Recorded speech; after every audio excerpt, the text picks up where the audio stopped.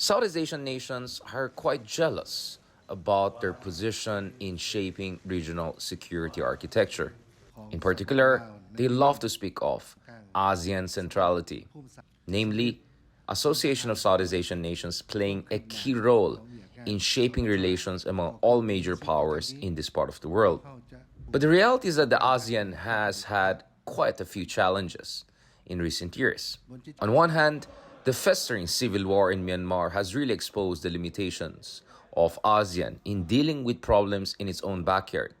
Even worse is when ASEAN member states have a dispute with a major power, in this case, China. For almost quarter of a century, ASEAN and China have been negotiating a legally binding code of conduct. The aim is to create a rules-based approach to managing and hopefully resolving disputes in the South China Sea, where not one but multiple ASEAN countries are at loggerheads with China. After all, the root cause of the disputes in the South China Sea is that China alone is claiming 85% of an international water that also happens to overlap with the exclusive economic zone of Vietnam, Malaysia, Philippines, and Brunei, not to mention even the North Natuna Sea area of Indonesia's.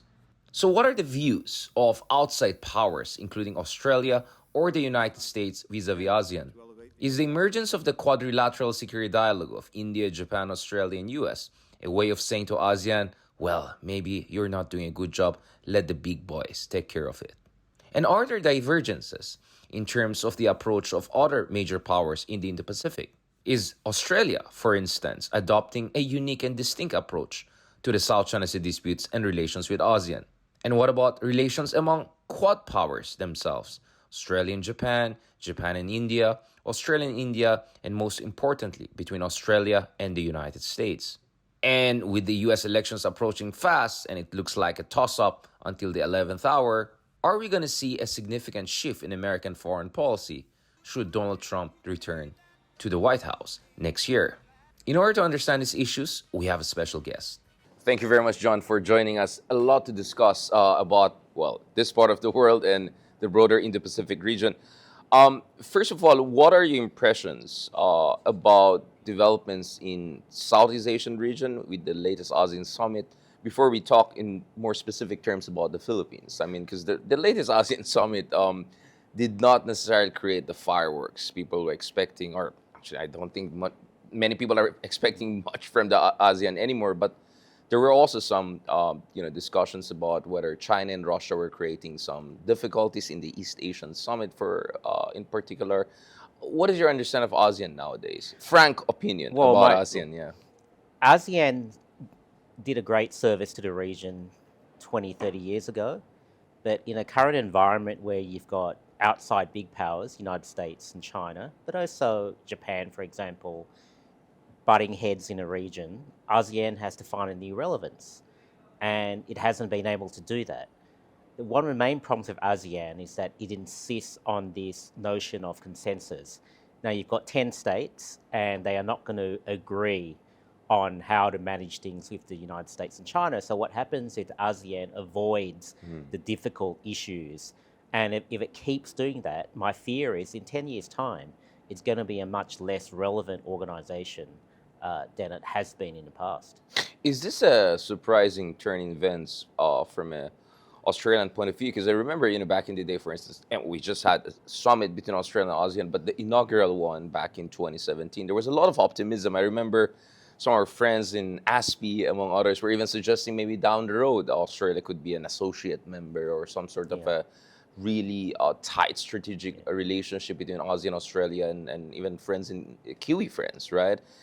It looks like we have, we have gone a long way since those days of optimism. Well, I was in the Australian government as a senior advisor to the Foreign Minister in 2017. I remember that summit very well. I was there, and I was there for all the meetings.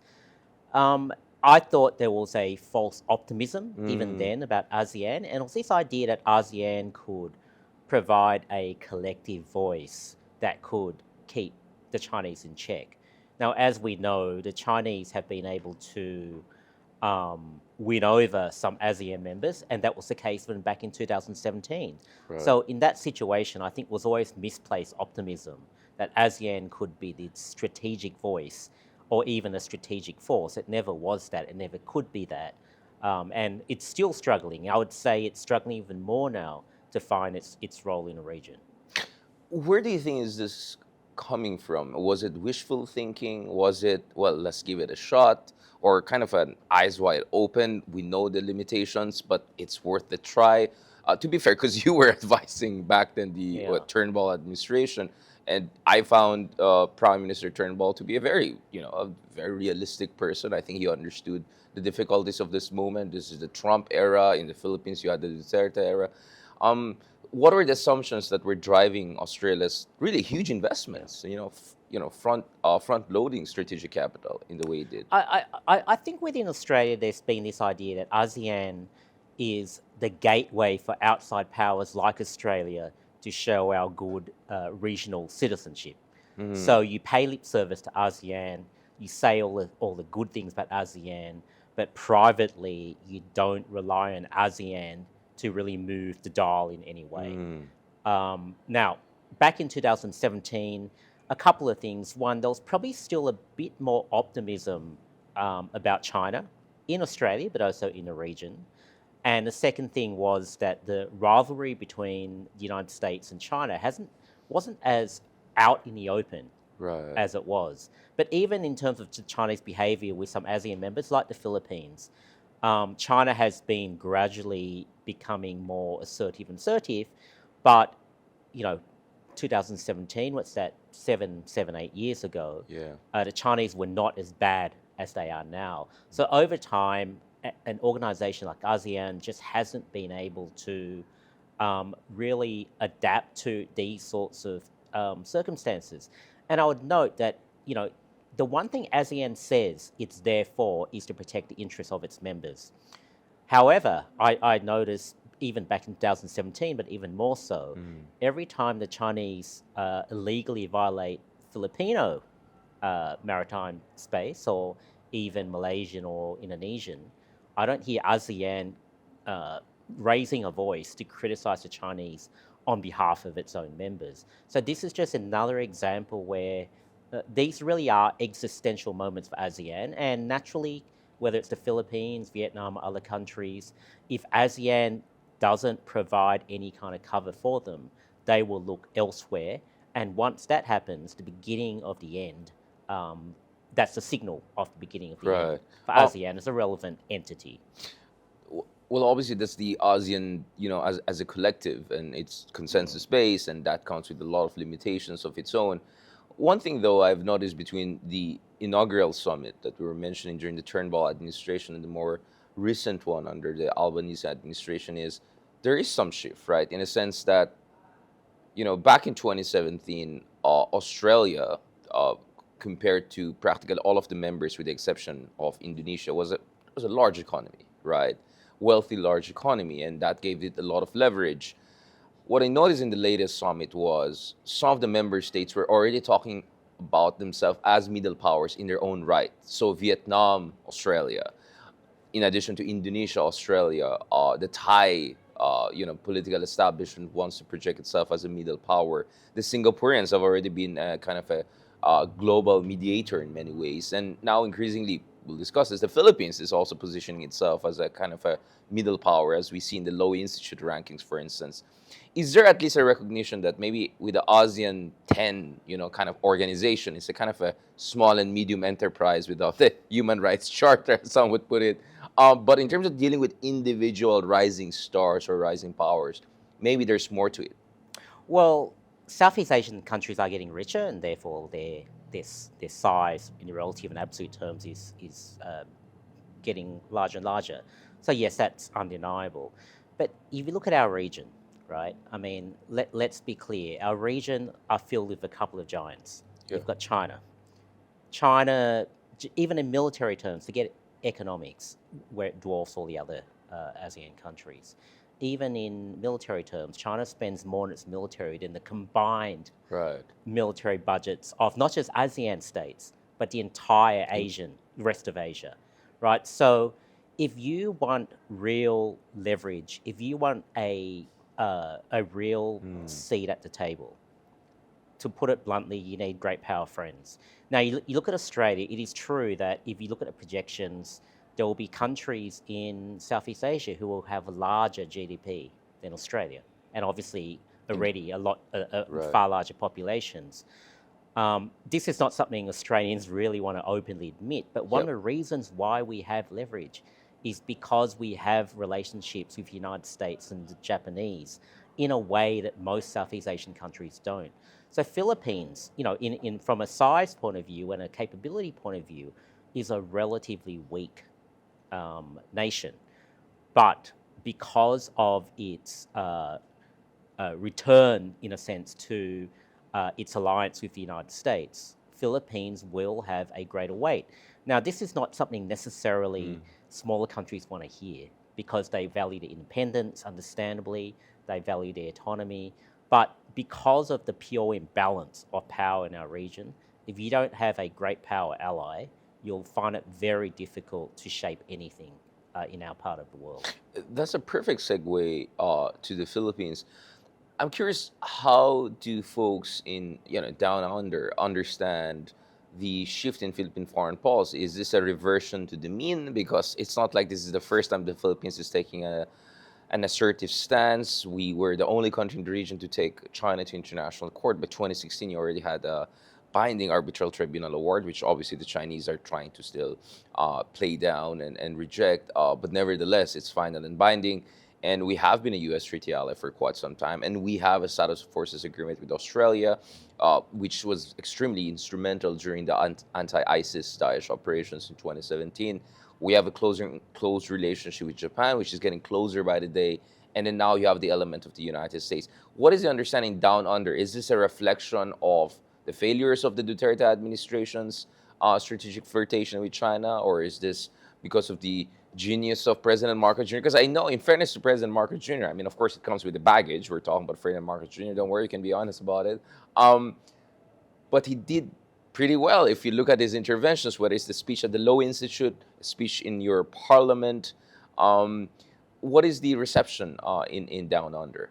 The reception to the current Marcos administration is very positive because Marcos is not just talking the talk, Right. he is making changes that will have an impact on the hard power, the collective hard power of the United States and allies, namely allowing Filipino territory to be used for strategic military purposes, Philippines itself investing in certain things when it comes to hard power.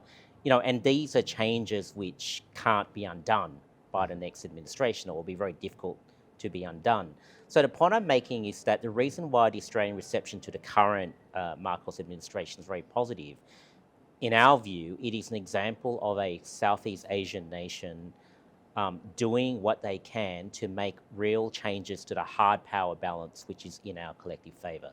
Right? There hasn't been many Southeast Asian powers in the last 10 years who have been prepared to actually do that and to absorb the sort of criticism, not just from China, mind you, but from other Southeast Asian countries for Philippines doing what it's doing. So in Australia, there's a lot of admiration for the Philippines. And I would say if you look at the Indo-Pacific region, in my view, the only countries that are serious about creating a favourable balance are Japan, Australia, Philippines, possibly South Korea, and possibly India.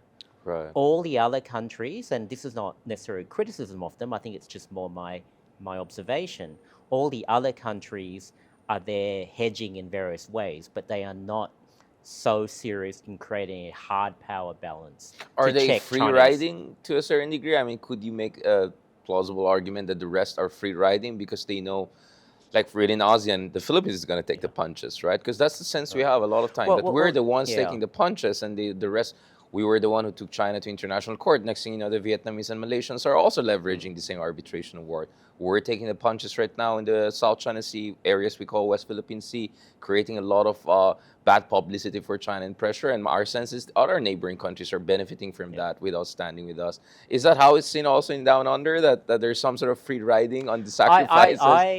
And I say this without sort of trying to use weasel words. Right. I wouldn't call it free riding, but I would say that there is an absence of strategic leadership amongst many Southeast Asian countries. Now, let's look at the free riding word. You're only a free rider if you expect something in return without giving anything back, right? So it depends on what country you're talking about. If you're talking about Vietnam, no, I don't think they're free riding because, in a sense, they're not expecting anyone to come to their aid. Right?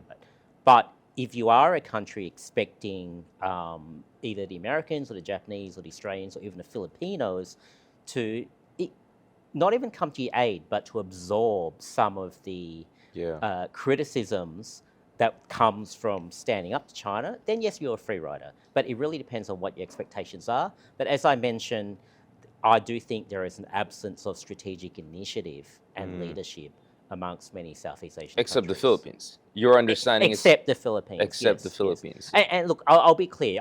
Philippines is a treaty ally of the United States, so other countries can't do what the Philippines. Well, Thailand is ish. Well, we can have a debate about whether it's well, look, really a treaty ally. I can't speak for the Thais, but but I will, and I would suggest that even the Thais would say that they're not the same kind of ally Right. of the United States as the other 4 treaty allies. The reason why I'm mentioning this is because I know that some of our friends in the region, Prime Minister Mahathir for a long time used to dismiss you guys as the deputy sheriff of US in Yeah. this part of the world. And my sense is nowadays they're doing the same to the Philippines. You're the deputy sheriff in ASEAN of the United States. And I think, to be frank, our friends in Malaysia have been playing that card, whether directly or indirectly, and that's creating a lot of disappointment. But nevertheless, we're slightly optimistic because next year Malaysia will be the chairman and will be the chairman right after. So there has to be kind of a troika coordination with the existing ASEAN chairman. So as we speak, there are efforts, from my understanding, to find the common ground. But before I transition to Australia, how are you adjusting to this shifting sands in the geopolitical landscape, and then ending in the United States, of course, with the elections coming very soon? What is your understanding of the Gulf, the supposed Gulf, between ASEAN, perhaps the Philippines, again, as an exception, and let's say, Australia, US, and other Western countries on certain international issues, from Ukraine to Gaza? Because my understanding is, again, it's the Philippines which has been consistently with the rules-based international order, whether from Ukraine to the Gaza issue.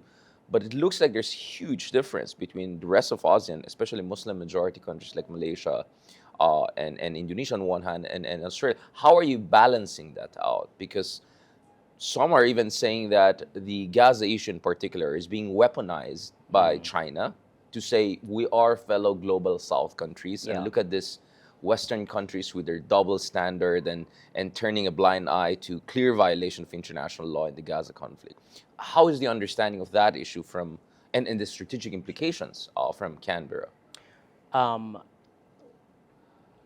even though I can't speak for the Australian government, I mean, I can represent what many in Australia would think. Yeah, the strategic thinkers. Yeah. And when we look at the support or the support for the Palestinian cause, for example, it worries us. The reason why it worries us is, even putting aside, where you stand on the Israel-Palestinian issue, it worries us when you have nations in the region forming foreign policy based on identity, right?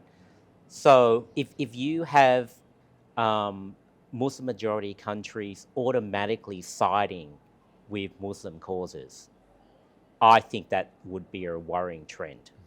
And if that becomes formalized in some way, or institutionalized or weaponized, to use your word, if I were another Southeast Asian country, I would be particularly worried, and certainly for Australia, we would be particularly worried about that. Look, I'm not arguing that Indonesia or Malaysia or anyone else ought to support the Israelis in what they're doing. What I'm arguing is that this reflexive attitude of we will support the Muslim side, I think is a very dangerous trend that's occurring in a region, and it would actually decimate the sort of fragile peace or brotherhood of nations, if you like, because once you enter into this foreign policy based identity, it becomes a very difficult thing to handle, it's a very slippery slope Because it for locks you into a countries. certain tribalistic positioning. Yeah. Absolutely, Although absolutely. interestingly, that's also the argument they're using against the West, that you're standing by Israel no matter what, or you're standing. Well, Ukraine is a very Yeah, clear case of invasion, but yeah, um, for me, it's more a matter of consistency. Because if you want to, fine, let's play that card, solidarity with fellow Muslims, the Ummah and all. Then what about the Uyghurs again? No one is talking about the Uyghurs anymore, right? So yeah. conveniently, a lot of our regional leaders are not mentioning the persecution of Muslim Yeah, minorities I in mean China. I find that problematic. I think that's a very good point, because if you want to play identity politics, but don't play it selectively, which is actually even a worse thing to do because it creates all sorts of disruption and unpredictability. Um, Look, in a way, it's very easy for Southeast Asian states to take sides on this issue because there's no cost to taking the side of the Palestinians or the Lebanese or even Iranians if you want to. But if you start doing it involving the United States or involving China, then these countries have to be very careful. Right. Yeah. Now let's talk about Australia, because from my understanding of going back and forth throughout the past decade, it's a huge change. I mean, from the Labor Days and the Rod's days of this kind of a Mandarin-speaking statesman. I don't know, the next Lee Kuan Yew kind of positioning we saw from a former prime minister of yours, who by the way is now, of course, the ambassador to the Yes. United States, to a moment of sobriety and somberness, I would say, during the Turnbull administration, when it was like, okay, I think we understand what's going on here. But at the same time, the Trump administration presents its own challenges. Where are we right now in terms of Australia's own positioning? Does Australia have a grand strategy in this part of the world? Or, as Mahathir puts it pejoratively, you're just a deputy sheriff of Americans here? Well, look, it's very hard for a country of Australia's size to have a grand strategy. I mean, I mean, grand. you're continental sized. Well, Geographically, in yeah. terms of our GDP and our Population, yeah, power and yeah, so on. yeah. Grand strategies are normally something you associate with the Great United powers, States yeah. or China, great powers. Look, for Australia, actually, it's interesting you mentioned Kevin Rudd because his journey on China represents Australia's journey on China to a Right. large degree. So, as you correctly note, when he was Prime Minister in 2009, he wasn't naive about China, but he thought China was a country you could negotiate with in good faith, on equal terms. Now, Rudd has transitioned to China is now ruled by an ideologue called Xi Jinping, Right. and Xi Jinping has changed everything about China. Now, I think that's a convenient kind of narrative. I actually think China had, before Xi Jinping, had the same sorts of objectives, and always had the same sorts of objectives. Right. Xi Jinping's just more a risk taker and a more impatient and dangerous, I think, leader for our region and for Australia. But the point I'm making is that Australians have sort of come to the conclusion that it doesn't matter whether you play nice with China or you don't. China's just going to do what it does anyway. So you might as well go ahead and put yourself in a position to make yourself as resilient as possible. And for Australia, what options do we have? We only have the United States. I mean, if you look at the Australian Defence Force, for example, it is so integrated with the United States that we couldn't realistically contemplate any other course of action. Australians, as a country and in terms of our national character, we also have, I suppose, what you might call a Western view of sovereignty, and that is we have a very high intolerance for violations of our sovereignty. So, if there were Chinese Coast Guard vessels in our maritime territory, we would be a lot more uneasy about that than many Southeast Asian countries. We're a lot more uneasy about Chinese interference in our institutions than many other regional countries. Of course, geography helps us. We're quite far away. But the point I'm making is that our understanding of sovereignty and what we tolerate, it's a very high standard. So in that situation, if you're not prepared to compromise with China as much as some countries in Southeast Asia might be.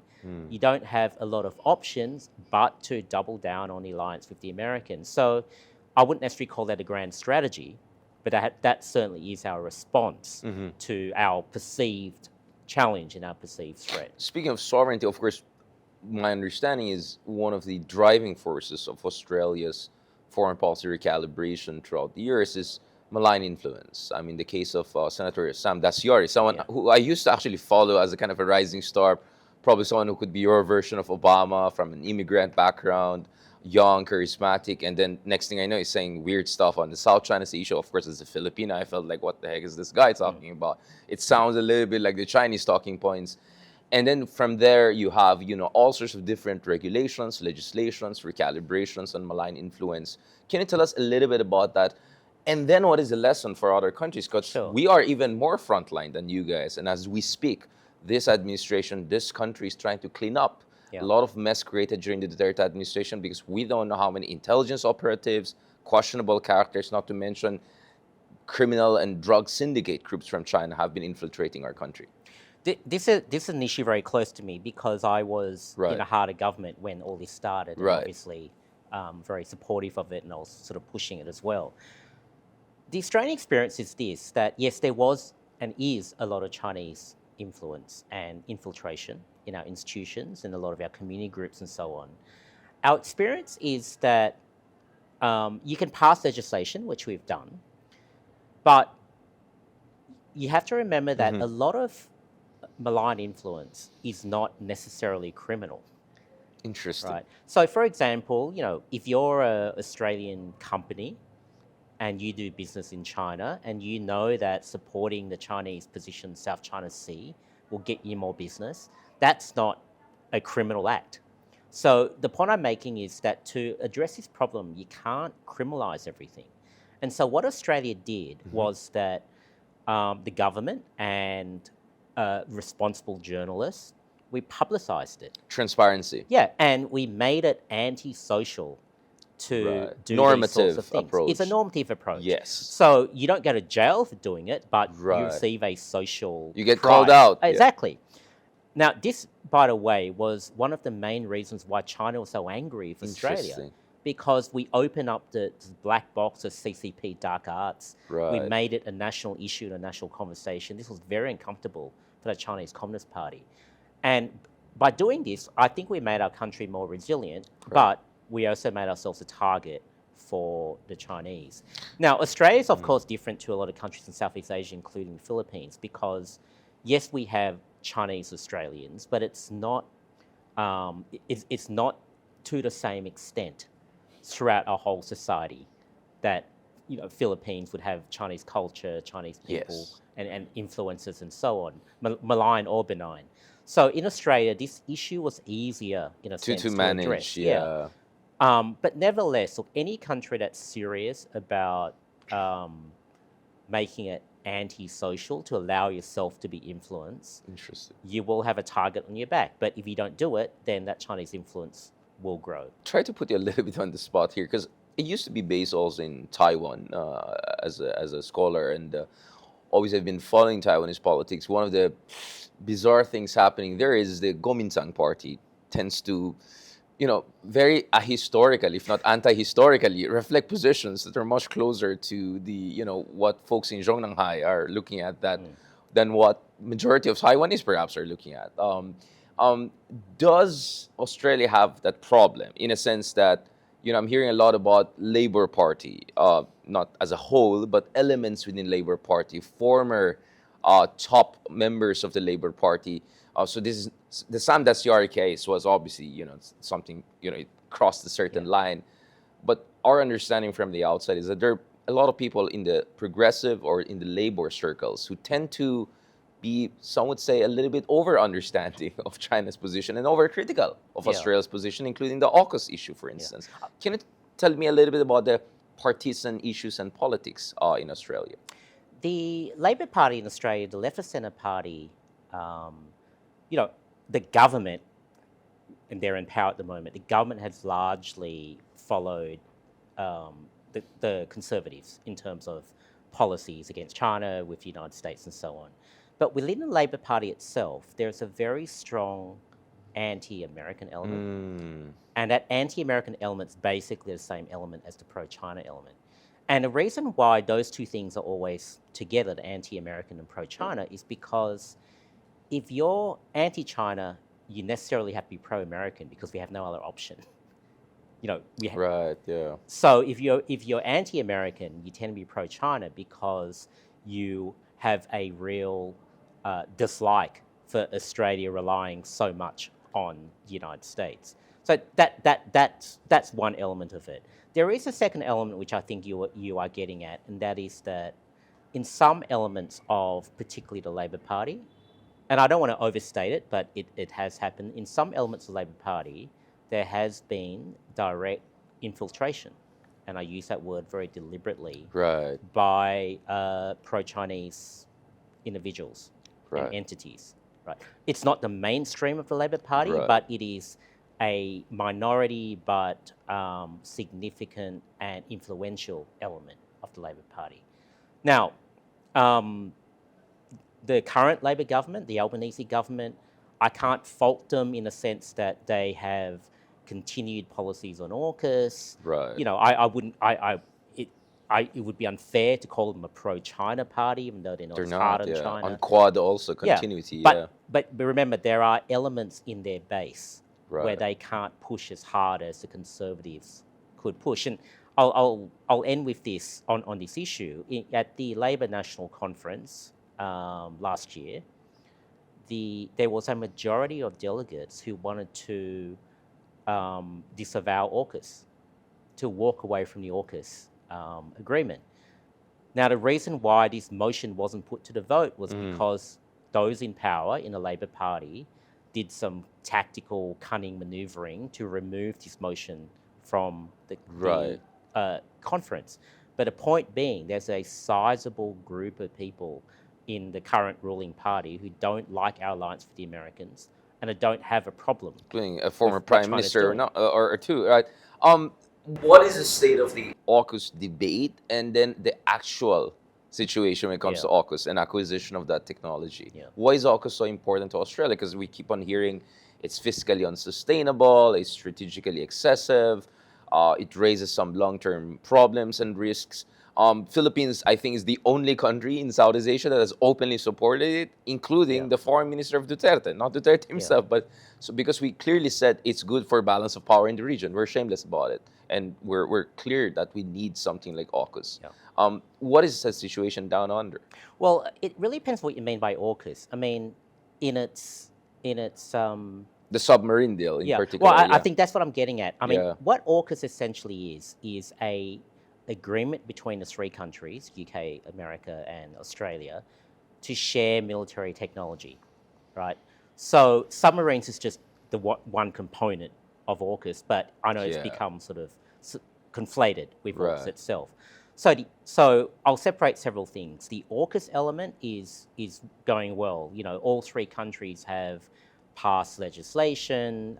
There's all sorts of export controls that have been aligned. We can share military technology. Now, the problem, the problem is that Australia has not spent enough money in defence to meet the promises and obligations that it has laid out as part of the AUKUS agreement and also as part of our strategic documents. But that's a separate issue. The AUKUS agreement will remain. It will survive.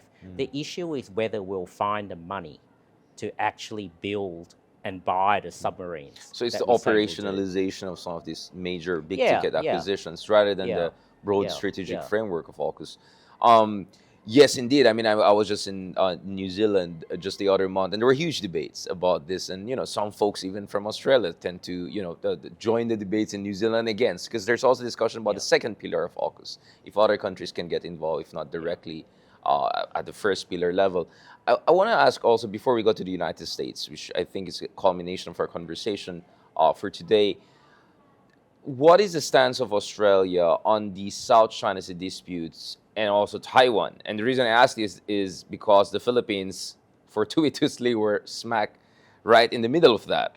We are obviously a direct claimant state, assertively pushing back against China, but we're also increasingly being dragged into the Taiwan question, or actually not dragged into it, it's right there. We have no choice but to be involved. What is Australia's position? Because I think a lot of us have more clarity on where Japan is coming from. There's the historical cultural ties, there's the geography, and now there's a reciprocal access agreement. There's a trilateral Philippine, Japan, and U.S. JAFUS. Where's Australia on Yeah. the issue of South China Sea Yeah. and Taiwan? It's a good question, and I'll answer it by describing where I think our political leaders are. Not where our sort of operational people are, but where our political leaders are. They're the ones Right. who ultimately decide on policy. The current Labor government in Australia on the South China Sea, take a very rules-based approach. What China's doing is illegal, Yeah. and therefore we oppose it. And they have been very supportive of the Filipinos, and they do join on to the efforts of other countries, patrol and those sorts of things. But the current Labor government, they are very reluctant to engage on a Taiwan issue, almost to the extent where they don't really want to think about what Australia's Taiwan policy is. Although your former defense minister under the previous administration said something about perhaps the inevitability of Australia getting dragged into any contingency. Yeah. Well, the former two conservative governments were far more forward-leaning on Right. Australian involvement Right. and deterrence of China over Taiwan. The current government No. is very silent on that. Right. And not only are they silent, the one criticism that I would give about my current government is that they're even very reluctant to engage with Taiwan. They're quite reluctant to speak about Taiwan even with our closest allies. And I think that's where they are. They don't want to address the issue. So there is no clarity because they don't Yeah. really want to think about what the Taiwan policy actually Is an alternative quad the way forward? Philippines, Japan, Australia, and the U.S. on this side of the issue, because India is obviously a rising great power, no question about it, but it doesn't have the kind of geographical proximity and treaty alliances, not to mention questions about the strategic alignments. And that's why I've said maybe the quad we need is more this Yeah. quad. I mean, that quad Yeah. has its own purpose and limitations, but this is the quad Yeah. that could matter. And Australia is geographically, Australia is different to those other three countries because we have at least the appearance or the luxury of distance from the Taiwan Straits. So in Australia, whether Australia is part of any kind of Taiwan contingency or Taiwan crisis, the thinking is not so much, does it really affect us? The thinking is, how do we manage American expectations? Right. Whereas if you're if you're Philippines, if you're Japan, You have if you're skin in the Taiwan, game. it's You have right skin- there. I yeah, mean, it's skin in the the game. threat is right there. You're right. Your backyard changes. In Australia, we've got the luxury of distance.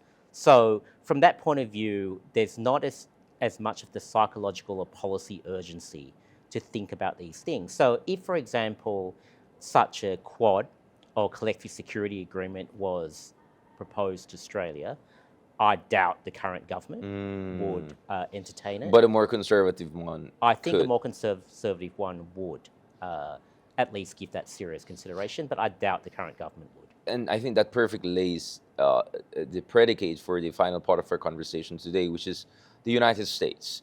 To what degree do you think it matters who's the next American president when it comes to Asia policy? Because, on the one hand, you can say it's already a bipartisan consensus, but as we speak, there are big debates about how personality would matter, how Yeah. Trump's own predilections could matter. And then also there are conversations about, the criticism of the Democrats is that if they're going to stick with Ukraine through and through, that's going to bog down Americans in Europe and not force the Europeans to step up. At the same time, the criticism I hear of Trump administration potential is that they could sleepwalk into war with Iran, and then that could create also some distraction from this part of the world. So, what is your understanding? What is the score there? Does it really matter who's the next American president as far as our region and balancing China is It concerned? matters because you might have strategy, you might even have policy, but you've got to execute and implement that every day. Yep. And therefore, the personality of the guy in the White House matters. And to give you one example, um, let's say you want to talk about an issue like deterring China. It could be over Taiwan, it could be over Filipino waters, East China Sea. Now, if you, in my view, if you want to deter China, you have to tolerate disruption. You have to occasionally escalate situations to put the Chinese on the back foot. It's a constant and brutal negotiation, the Chinese. So the temperament and the psychology of the person in the White House matters a lot. Now, I don't know much about Kamala Harris. You take Joe Biden versus Donald Trump. I like Joe Biden's policies. They are generally a continuation of Donald Trump's policies. With refinements, But yeah.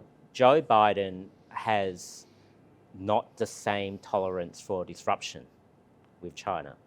He doesn't like to break things. He doesn't like to put countries on the back foot. Donald Trump's the exact opposite, maybe too much so. But the point I'm trying to make is that if you believe that you need to change adverse trends to get a better strategic outcome and a better deterrent outcome, I'm more confident that a Trump administration would be better at that than a Harris administration. But look, Harris administration would be calmer, it'd be easier for allies to deal with. The Trump administration, as I know from inside government, is very difficult to Right. deal with. But Trump likes disruption. He likes to get his way. Sometimes for a superpower on your side, it's not a bad thing. But there are risks and opportunities, but that's where I see the differences between the two sides. So what you're saying is that we're reaching a point whereby a little bit of, risk taking and pushing the envelope may be necessary to put China on the back foot. Well, if you look at the dynamic, China's always the one pushing, Taking the initiative. taking initiative. Right. So if your instinct is to always de-escalate, China wins each little round. And each little round over time amounts to a significant victory. So you look at the situation in the South China Sea or the Taiwan Straits, right? The mindset, I think, of many in the administration right now is to say to China, all right, you can do your stuff in the East China Sea, South China Sea, Taiwan Straits, but don't cross that red line. Right.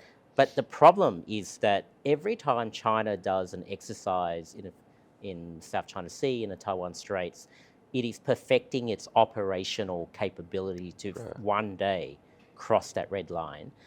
The other thing is you are giving China the psychological signal that you're actually not prepared to tolerate a lot of costs. And that can be a very dangerous thing when you're talking about the Chinese who are trying to change the status quo and are changing status quo. So the point I would make is if you really want to change things, you have to disrupt, you have to escalate responsibly, but you still have to do it. And I don't see any signs that the Democrats are prepared to do that. The Republicans are. And, I say this not as an American voter, because I'm not. I say this as someone who wants to reverse the adverse trends of what is occurring in Northeast Asia and Southeast Asia. Well, I mean, speaking of the escalation for the escalate to de-escalate, it's not going very well in the Middle East, from what I understand, and I'm not sure if there's a clear horizon to the resolution of the Ukraine conflict. What do you think we U.S. allies in this part of the world should do? What do you think Manila and Canberra should push for under the next administration to make sure they are active enough and invested enough in our part of the world? I think all the rhetorical positioning is great. I have no problem from both sides. But in terms of actual operational commitments, do you think it's important for us to encourage U.S. to be more invested in this part of the world and essentially disengage, in the best way possible from those other theaters where things are looking quite grim as we speak? Well, resources are limited, and China is big. China's getting bigger by the day. And China's advantage is that it largely focuses on our part of the region. Yes, it has global plans, the global south, its relation with Russia, but it largely focuses on resources in our region. Now, I'm not saying the US should just withdraw, abandon everything else. But what I would say is the US should not just put more resources into our region, but take more risk, upside risk in our region. Upside risks are things like imposing costs on China in a grey zone when China does things that are harassing, the Philippines. Philippines. Other things might include special economic, trade, technological deals for allies that actually take proactive decisions, like the Philippines, like Japan, like Australia. If the United States does that, then it will encourage its allies. It will actually create opportunity costs for other Southeast Asian states who are sort of sitting on the sidelines or even free riding. But if the US just continues to do what it's doing, speak in very calming tones over time, I think China wins. On that note, thank you very much, John, for the fantastic conversation, tour de force look at the whole region. Catch us again next week here on One News. You can also check out the long conversation on Spotify, YouTube, and Google Podcasts. I'm Richard Hidarian, and that was The View from Manila. We're One News, all sides, all the time.